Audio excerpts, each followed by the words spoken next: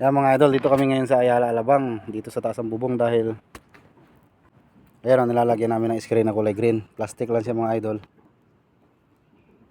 Nilalagyan namin ng screen para hindi pumasok yung mga daming dahon kasi ng sampalok oh.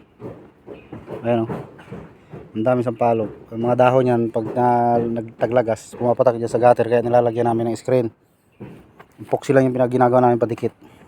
Yung kabilang side lang yung aming nilalagyan ng epoxy para kung may pumasok na dumi maglilinis kayang ibuka yung kabilang side. Ayun o, napaka lawak ng gutter ito, ng bubong. Ayun o, hanggang doon.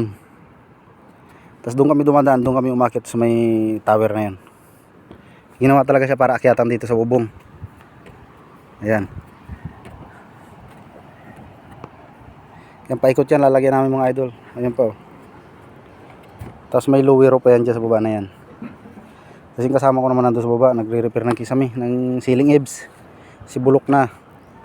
Nandun sa baba, nagre-repair. Kasama ko isa. Si bulok na yung mga ceiling eaves. Pinapalitan ng marine plywood. Kasi plywood naman yung dati. Kaya ginaya na lang namin. Pakainit. Yan o, napakatagal na ng bahay nito pero matibay pa yung bubong niya.